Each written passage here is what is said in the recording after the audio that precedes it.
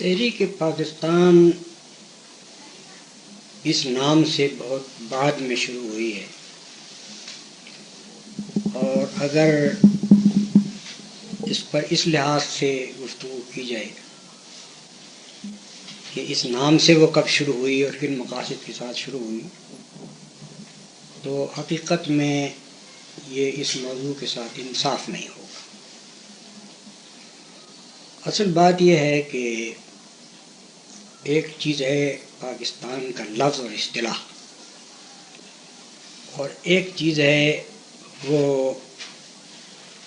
مقاصد جو مسلمانوں کے پیش نظر تھے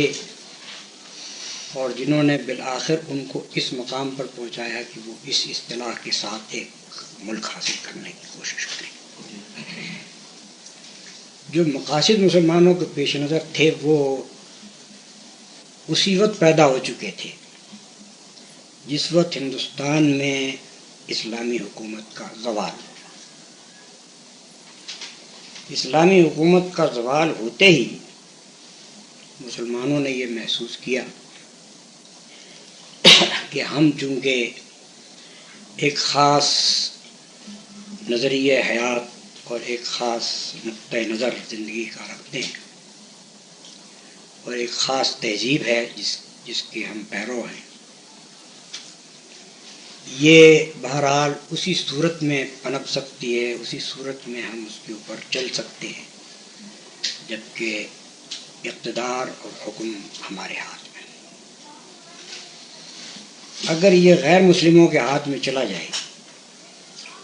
تو ہمارے لیے بحیثیت مسلمان کی کوئی زندگی نہیں ہے،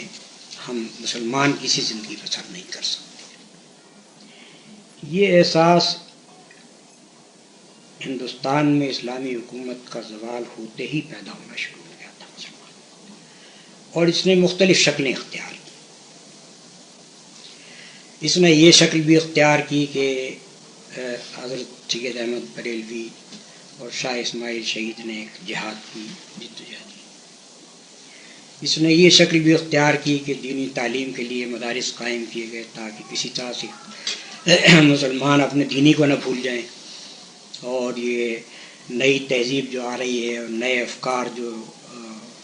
مغرب سے درآمد ہو رہے ہیں یہ کہیں مسلمانوں کو بھائی نہ لے جائیں۔ اس کے بعد دوسرا مرحلہ یہ پیدا ہوا کہ انگریزی حکومت نے رفتہ رفتہ یہاں اس طرز کی جمہوریت کو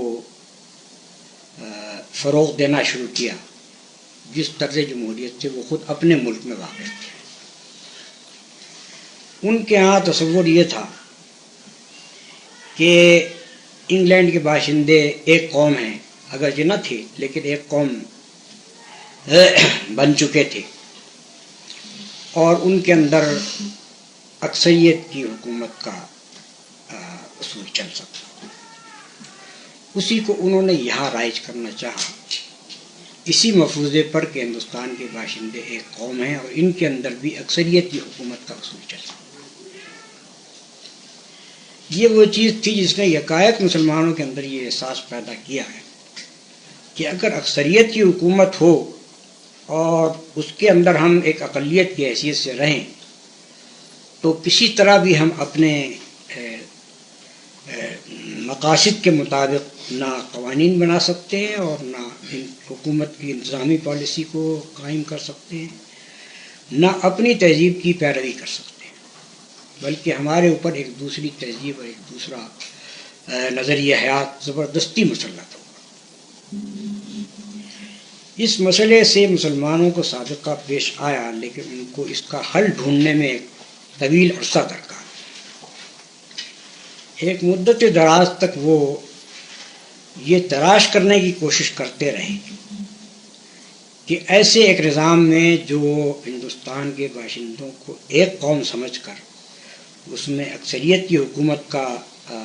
طریقہ رائج کیا گیا ہو، اس میں ہمارے لیے تحفظ کی کیا شکل ہے۔ اس تحفظ کے لیے مختلف چیزوں کا تجربہ کیا گیا، اسی کے لیے جزاگانہ انتخاب کا مطالبہ کیا گیا، اسی طرح اسی کے لیے لکھنؤ پیکٹ کیا گیا، اور مختلف تجاویز وقتاً فوقتاً آتی رہیں۔ لیکن رفتہ رفتہ مسلمانوں کو یہ معلوم ہو گیا کہ اس طرح کے نظام میں کوئی آئینی تحفظ ان کے کام نہیں آ سکتا. خاص طور پر اس کو انہوں نے اس وقت محسوس کیا جب سن 1937 میں ہندوستان کے متعدد بڑے بڑے صوبوں کے اندر کانگریس کی حکومت آئی. اس وقت ان کو براہ راست یہ تجربہ حاصل ہوا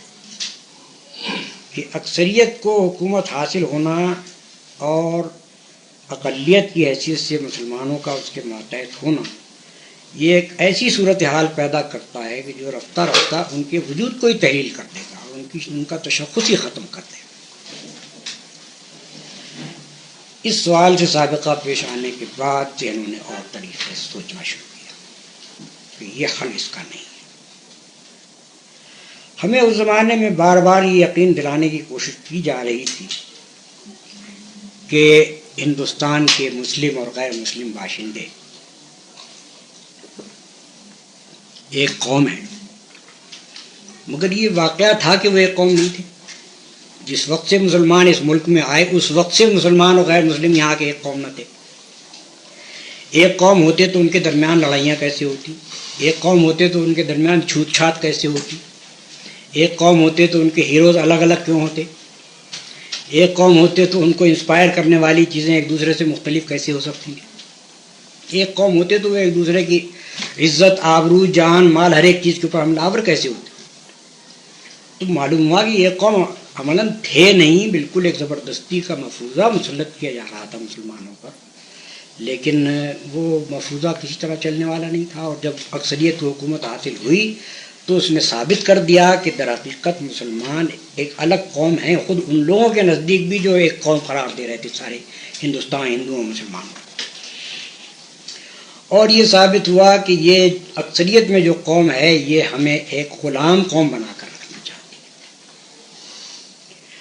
یہ وہ زمانہ تھا جس میں میں نے سن 1937 میں اپنے مضامین لکھنے شروع کیے، جس میں میں نے مسلمانوں کو یہ احساس دلایا کہ آپ ایک غیر مسلم اقلیت اکثریت کے ماتحت کسی طرح بھی کسی قسم کے تحفظ سے بھی اپنے وجود کو